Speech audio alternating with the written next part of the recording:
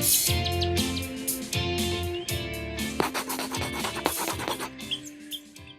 right, welcome into another edition of Meet the Bird Gang. Brandon Ross here, and there's no action in Cape Cod, but luckily for us, we got someone very familiar with the Commonwealth, Andover native and Michigan left-handed pitcher Steven Hajjar. Steven, how are you doing?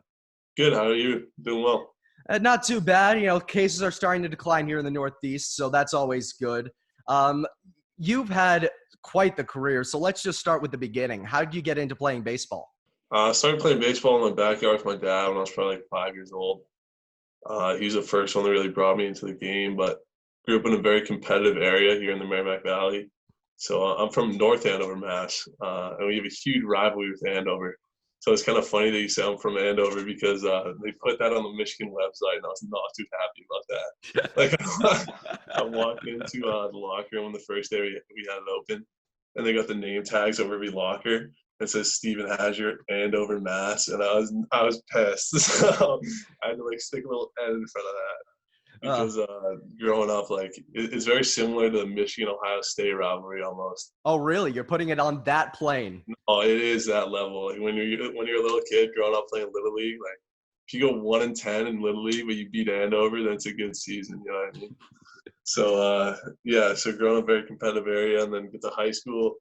Went to Central Catholic High School, and huge rivalry with Andover again. So pretty funny.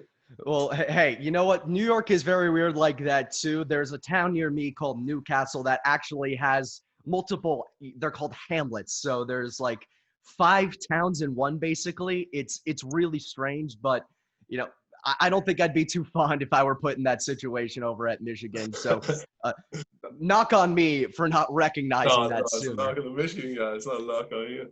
Well, there you go. So you grew up. You're a left-handed pitcher. That's something a lot of lefties get put in. But you got a pretty diverse repertoire to you. Kind of walk me through the different pitches you throw.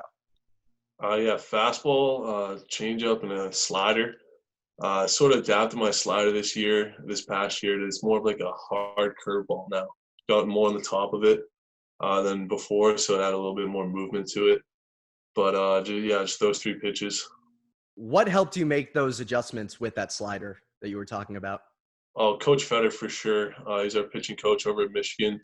Very analytically minded guy, knows how to use the Rapsodo and the TrackMan very well. So we're looking at the movement profiles of those pitches. And I wasn't really getting the movement that I wanted. It was more of a cutter during my freshman year than anything else. So I just tried to make the adjustment of how can I get more movement on this pitch and get it to be where it needs to be as a swing and miss pitch. So the solution that I came to is sort of holding it more like a curveball and throwing it a little bit harder.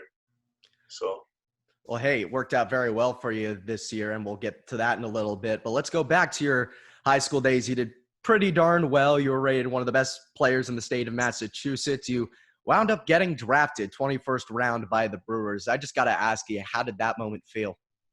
Oh, that moment was amazing. I was on the car ride over to a Super 8 game, which is the Massachusetts high school playoffs. And I got a call from the Brewers, and they said, we just selected you in the 21st round.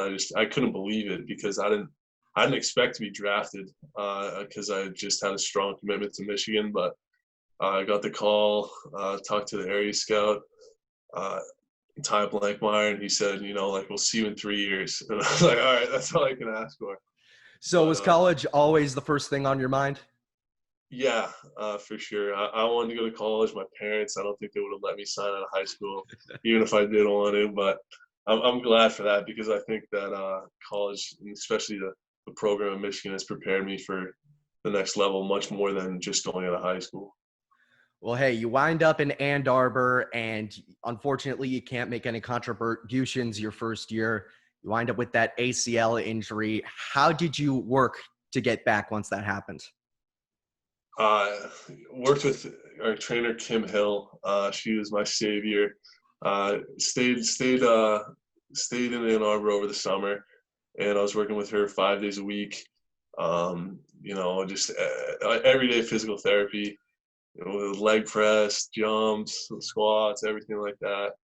And then from that point on, after the summer, my knee was feeling a lot better. But it was just crushing, sitting out that first season, especially watching the guys go to Omaha, and just it was bittersweet because obviously, oh my God, you want them to go all the way and win it, but at the same time, you want to be there with them in the dugout. And I was while that whole run was going on, I was sitting watching games in the locker room by myself. So it was bittersweet, but I mean, I'm sort of glad it happened though, honestly, because it taught me it got me a lot more focused than what I'm doing now. Because I don't really mess around with any of that. I tore my ACL playing basketball with a couple of guys on the Really? team. Yeah, so Tommy Henry was texting the group chat, hey, who wants to go play basketball? I was like, yeah, sure, I'll go. Went up for a dunk, and then I came down, and my knee just caved in. So I don't do anything like that anymore. I'm very, very focused on what I'm doing now. So I guess it is what it is. I mean, hey, the college years are learning years for a reason, but you had that injury and you didn't participate, but you still got to be alongside the rest of the team for that amazing College World Series run. Just how was it to be a part of that ride? I mean, I can't even describe it. I was just sitting there watching the TV, just in disbelief of how these guys were performing and the level that they were playing at. It didn't seem to me like any other team was having more fun than our guys were having, and that was sort of the motto of our team going into that College World Series run, is that we're just going to enjoy this. And those guys really did it. They're playing with no pressure at all, just free and easy, and it was working. I just remember it seemed like every game we were just scoring in the first inning, and once we scored in the first inning, I was like, all right, that's it, we're good. Well, hey, you made it all the way to the title game, unfortunately falling short to Vanderbilt. But I know back at home, I was definitely on the Michigan bandwagon all the way through and through. And so you sit out that year, you work over the summer hard, get that knee back into shape, and then you come out firing on the mound this year. 3-0 record, 2.70 ERA. You talked about that slider improvement. What else clicked for you? I think the most important thing I learned this year was getting ahead of hitters in the college game is super important. I think when we were able to get that first pitch strike, we saw a lot more success. And then when I fell behind hitters, that's when the hits and the walks would come into play. But when I was able to get ahead of hitters, that's when everything was really clicking. And having that slider to go to late in counts or mix one in early to certain hitters was always a go-to pitch as well. Are those certain things that you also worked on with Coach Feder to kind of get a hang of? Yeah, for sure. I remember after, I think it was my first start or my second start, he laid down the numbers for me. I was like, listen, when you throw first pitch strikes, this is what's happening. It's strikeouts, ground balls, that sort of thing. You get behind the hitters, it's walks, it's hits. So then it really came into play in my next couple of starts, the focus of that first pitch strike and recognizing the importance of that. So that definitely helped me out along the way. Well, that certainly left you with a good mark in an albeit truncated season. We're set to be on Cape Cod with the Firebirds this year.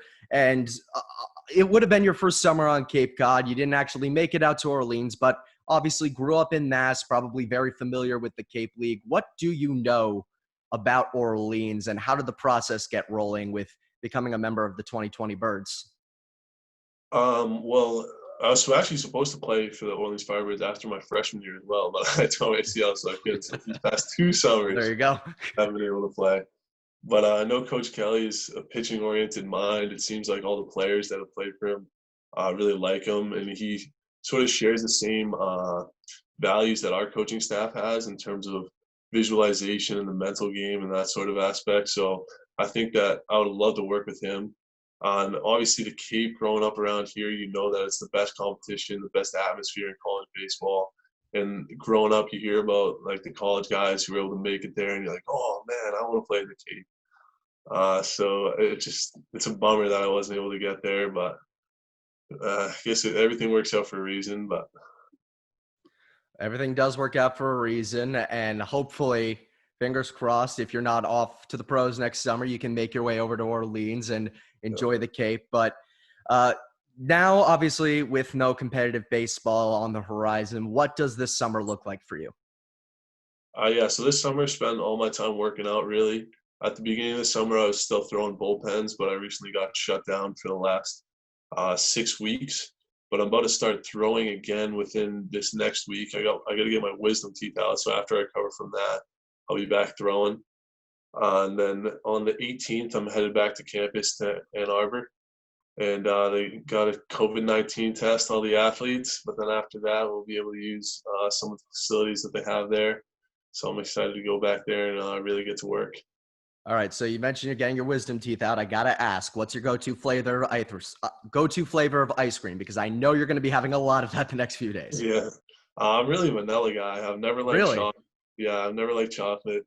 I'm allergic to nuts and stuff like that. So I'm not too like keen on trying new flavors. So vanilla soft serve is my go-to. Hey, fair enough. You can't really slam the basic answer. And all right, so let's get a few more fun answers out of the way. So, Steven, you got an off day. What are you doing? Got an off day. I'm going to the beach or just hanging out with my friends. Recently, I started getting into golf, although I haven't golfed in like 4 years prior to this. So on the course, I'm not too good, but on the driving range, I can hit them pretty far. So I mean, everyone's an expert on the driving range. Yeah, exactly. And I can't even chip either. I just like getting on the driver and see how far I can hit it. But that's just what I like to do. I mean, hey, I'm not going to judge you. I do the exact same thing. You can talk to the other broadcaster, Jacob. He will say the exact same thing. I'll get on the tee, I'll drive one 300 yards, and then I will 5-putt my way to a triple bogey. It is hilarious. So golf is obviously one of the fun ones in terms of activities. What are some other things you've been doing to fill the time?